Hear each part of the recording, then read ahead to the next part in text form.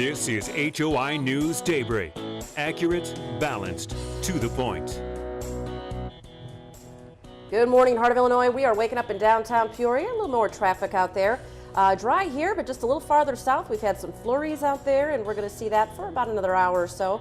But then gradually a little sunshine working its way in here. Thanks for watching us on Daybreak. Good morning. I'm Gretchen Wirtz. And I'm Mark Welp. Thank you very much for joining us as we start off the middle of the week here. And the weather flurries to the south. That's good. Keep yeah. To the south. Yep. Not too bad here. We'll see a few clouds gradually. I think a little sunshine may sneak in later. Temps take a little bit of a dip. We're looking at 39 degrees for that high today, but they'll get even colder tomorrow and Friday when we get a little more sunshine in here.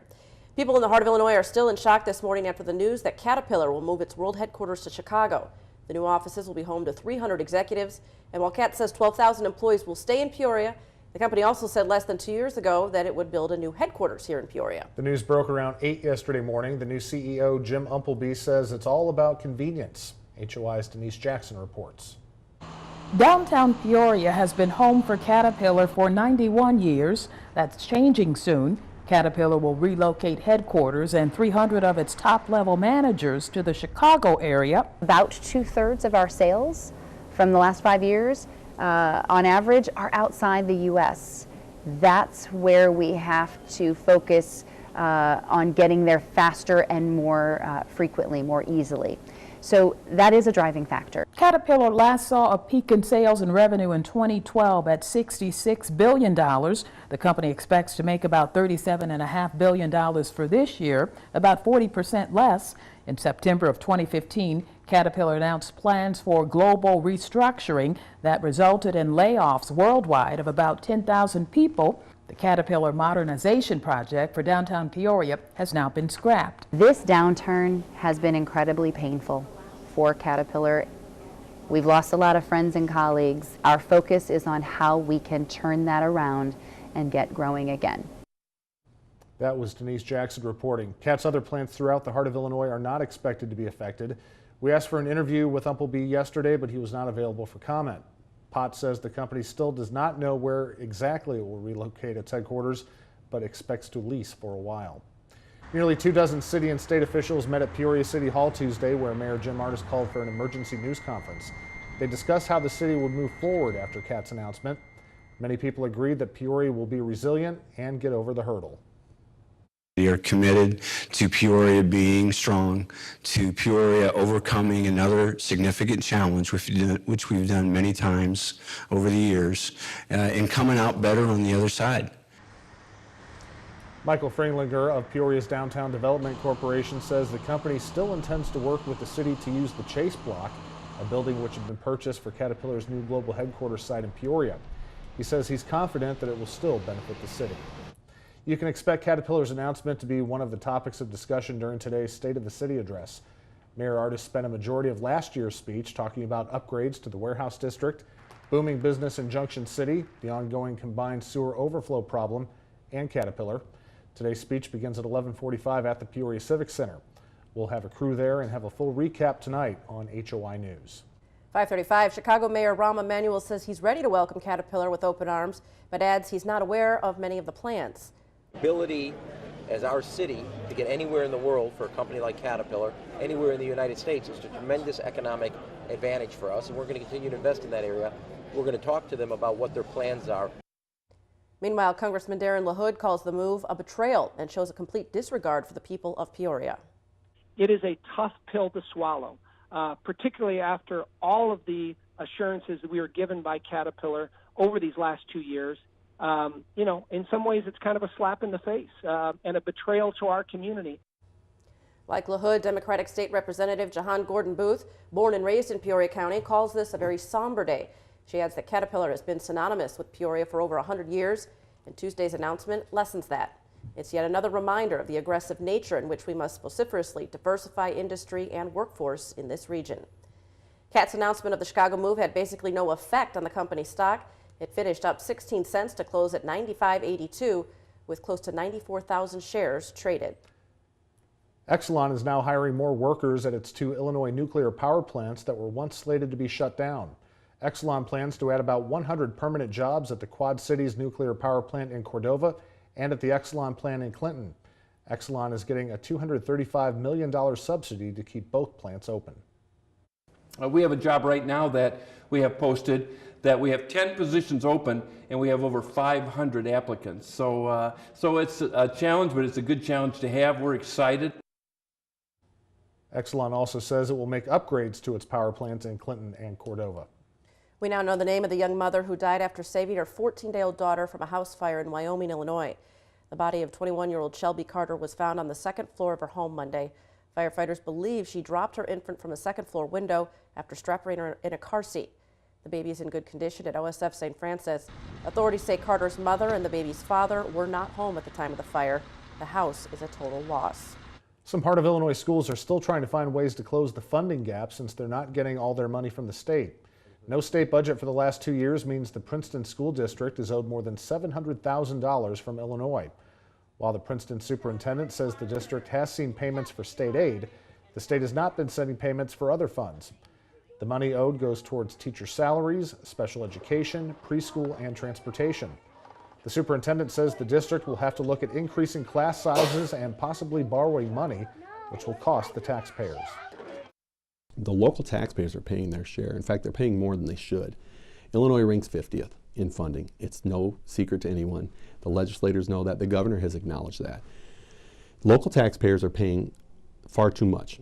The burden is on their back. It needs to be shifted. Here we go. Let me hear your sounds. The school board will make a decision whether or not to borrow money in March. By June, the state will owe the district $1.5 million. The numbers are in for the 2016 Heart of Illinois United Way campaign. It brought in just over $11 million. The total was announced during last night's award ceremony at the Embassy Suites Hotel in East Peoria.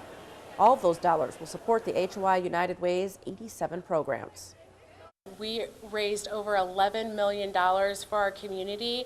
It is a phenomenal result considering the economic environment that we're in, and it is something for this community to be proud of. SEFCU won the Best in Class award. Accounting firm Clifton Larson Allen won the Campaign Achievement Award for having the largest increase in employee participation. Very nice. All right. Well, let's look at our weather here. On our first day of February, we've got temps dropping just a little bit, 39 degrees for that high after being in the 40s. But the big thing is we're going to get a little sunshine gradually working its way in here. We start off this morning, some of you with a little flurries. We've got some down in Schuyler, in Cass counties, and Logan and DeWitt counties, a few flurries, but looking a little bit clearer here in Peoria, 35 degrees right now. Twin Cities, we're looking at 34. Winds about 5 to 10 miles an hour. Still a few clouds there. 32 in Galesburg, 35 in Havana, Mossville at 36, up to LaSalle, Peru for 32 degrees, and in Saybrook in McLean County, 33 degrees right now. So not too bad temperature-wise. Most of us staying above freezing. A little bit colder off here to the south. We've had some flurries, a lot of that kind of winding down and moving a little farther south, so we're going to see that kind of exit. The clouds, though, they get left behind for a little bit, so a little bit of a cloudy start. You can see, though, Futurecast has some clearing happening later today, so we'll call it partly sunny here by the afternoon. With those clearer skies, it gets a little colder tonight. We're going to dip into the teens and colder tomorrow for Groundhog Day. Some sunshine in here. You can see it looks good. We'll have some sun, but high only around 30 degrees tomorrow, so you'll notice the big difference there. 34 this morning. There's a few little scattered flurries off to the south. The rest of us a little cloudy, but we'll gradually clear up throughout the afternoon. 39 degrees for that high today. Tonight, a little chilly, down to 17, so bundle up. We'll see a few clouds there, and then gradually clearing up some more tomorrow for Groundhog Day. Partly sunny. Temps below normal now. We're going to only get up to about 30 degrees, and even colder Friday, 29 for a high, down into the teens at night. Saturday looks good for a while, some sunshine, 33. At night, you might have a few flurries in there. And then Sunday, partly sunny and 42 degrees. Gets a little warmer next Monday and Tuesday, but we also add in a few showers. 44 Monday, 50 for a high on Tuesday. So it'll clear up here over the next couple of days, getting a little sunshine, but it also means some colder temps. All right, let's take a look at this morning's riddle of the day. We continue with Groundhog Day trivia this week. On Groundhog Day, if it is cloudy and the groundhog doesn't see his or her shadow, what does that mean? What does that mean? Think you know the answer? Send it to us here, daybreak at HOInews.com. Coming up shortly, we will pick a lucky winner. That's right, we got a great prize for you, so hurry up and get those guesses in. Full name, full home address, that gets you in the drawing. All right, coming up after the break, some more stores are leaving Eastland Mall. We'll talk about that after the break.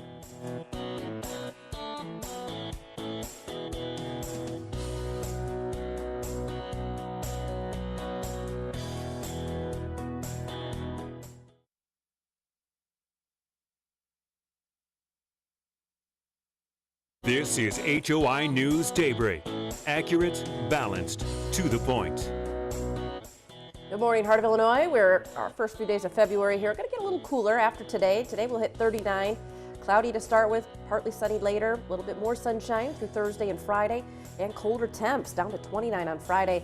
Saturday, 33. Nice during the day with some flurries sneaking in at night. Mark? A new large shopping center may be going up at the site of the old General Electric plant in Bloomington. The Panagraph says a deal is under contract, but that it's contingent on the buyer getting financial incentives from the city. The buyer is said to be a developer from Minnesota. The shopping center would house as many as 5 national box stores. 2 more stores will shut down at Eastland Mall in Bloomington this month. The Panagraph reports that Gap and Gap Kids will have their final day on Thursday, February 23rd. This follows the closings of the Limited and Radio Shack and the announcement that Macy's will close its Eastland store by the end of March. Lego launches a new social network. It's called Lego Life, where kids under 13 can share pictures of their Lego creations and participate in building challenges. The service has some features to prevent online bullying. For example, only photos with Lego-related content can be shared. Also, kids can only comment on photos with Lego emojis. The app is mobile only for now, but Lego plans to roll out its social network to the web soon. And scooter maker Vespa is now getting into the robot business. The Italian company is launching a Boston-based division called Piaggio Fast Forward. Its first creation is Gita, a robot designed to carry your groceries or other items. It can also follow a cyclist or jogger. It's unclear when Gita will be available for purchase or how much one is worth, but Piaggio Fast Forward says it plans to test Gita with businesses later this year. Today's entertainment news ranges from the Super Bowl to the courtroom, plus a tale as old as time. More on these stories in our Hollywood Minute. If she is the one who'll break the spell, you must finally learn to love. If you love Beauty and the Beast, Disney has some special events for you March 16th, the night before the live-action film opens wide. Nearly 600 theaters with large format screens will offer commemorative giveaways and show the movie, behind-the-scenes material, and the music video for Ariana Grande and John Legend's duet of the title song.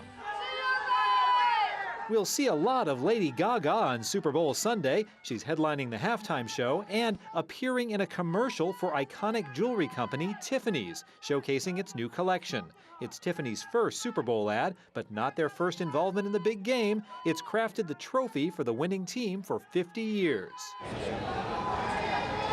Johnny Depp's lavish lifestyle. After Depp sued his former managers, claiming they mismanaged his finances, the managers countersued and listed one example after another alleging Depp's excessive spending. $75 million on 14 residences, $18 million on a yacht, $4 million on a failed record label, and $30,000 a month on wine. It would seem Captain Jack Sparrow spends like a drunken sailor. In Hollywood, I'm David Daniel. $30,000 a month on wine. Man. It's a little bit bigger than my budget, my wine budget. A little bit. Wow. I'm just trying to get some extra cheese on my water. I don't know what that dude's doing. Man. A record label? I didn't know he had that. No. Just $4 million, He's whatever. going to have to keep playing those crazy characters for the rest of his life. To pay up with that. Wow, wow, wow, wow. All right, well, let's get a look at the weather. On our first day of February, temperatures are going to hit 39 this afternoon. Right now, we're in the low 30s and a few flurries off to the south. A few clouds to start off with, gradually clearing up later. You're watching Daybreak. Keep it right here.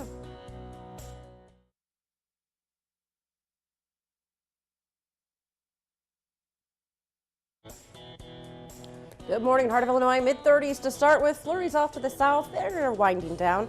A few clouds to start the day, but gradually clearing up. Partly sunny in the afternoon, high of 39. Mark? A high school student in Kansas gets a lot of attention from around the world after he turned a school locker into a soda machine. CNN's Scott Evans reports. Blake Hawkins is a senior at Valley Center High. He's the student body president and loves to build things. When I was younger, I used to play with Legos, and it's just kind of built upon itself. One day walking back from lunch, he looked at a locker and had an idea. I really wanted to challenge myself, see if I could do that. His idea? He calls it the soda locker. For 75 cents, you can get yourself one of 2 drinks. How about a Mountain Dew? So press the button, and down on the bottom a can falls out. He told a few friends about it, and that's all it took.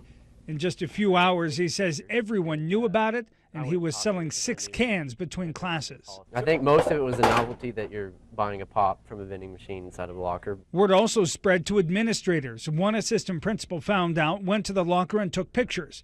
Not to get him in trouble, but to Snapchat it to friends. He's since had to shut it down because it violates 2 school rules. But he's working with the administration to set something up at the school where he can sell something and then donate the money to a club or program. But his story does not end there. He entered his plans into a contest. To get more votes, he posted it to Imager. I woke up and I guess my Imager post had gotten a lot of upvotes, and by the end of that day I got over 500,000 views just in a day. From there, the Daily Mail did a story on him. That's been shared nearly 3,000 times, and the Discovery Channel contacted him as well. It's just shocking. I don't really know what to do. I mean, I never thought I'd ever experience anything like this. This may just be the beginning for this high school senior. He plans to go to Wichita State, study electrical engineering, then one day own his own business, maybe selling the invention he made inside his high school locker. Laser cutter, but then That is awesome. Good idea. I want one of those right next to my desk. I'm going to turn one of my drawers into a pop machine. Yeah, we're a soda machine. No, a pop machine. Okay. Diet Coke. All right, let's get a look at our weather. Our first day of February, and things are going to gradually get a little colder. We're going to see those temperatures dipping today. We're starting off here with 35 degrees right now. We've got some clear skies in Peoria. There's a few areas with some clouds, and a little farther south we've had some flurries. Bloomington normal right now. We're looking at 34 degrees. Winds about 5 to 10 miles an hour. A little bit of a wind chill. Feels like 27. Low 30s in Savannah, Rochelle. We've got 34 in Moline, Chicago at 32, Champaign at 35, Bartonville 34 degrees right now. Satellite radar shows a little bit of that flurry activity just moving through the southern portion of our viewing area, right through the mid-state section of the state, but it's winding down.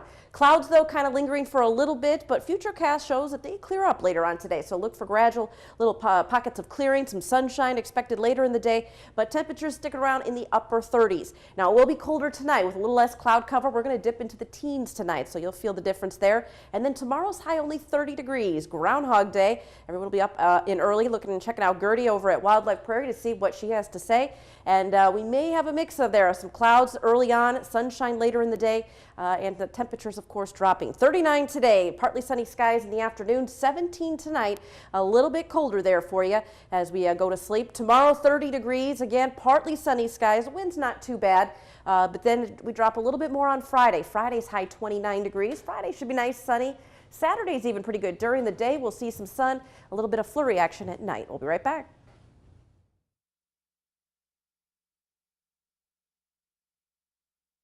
This is HOI News Daybreak. Accurate, balanced, to the point. Good morning, Heart of Illinois. Sun's going to sneak in here over the next couple of days. That comes with some colder temps and then maybe some flurries back again on Saturday night. Mark? Time now for our Daybreak headlines. A look at some of the local stories topping our news this morning. Caterpillar is moving its world headquarters to Chicago. The new offices will be home to 300 executives. CAT says 12,000 employees will stay in Peoria. New CEO Jim Appleby says the move is all about convenience for staff and customers.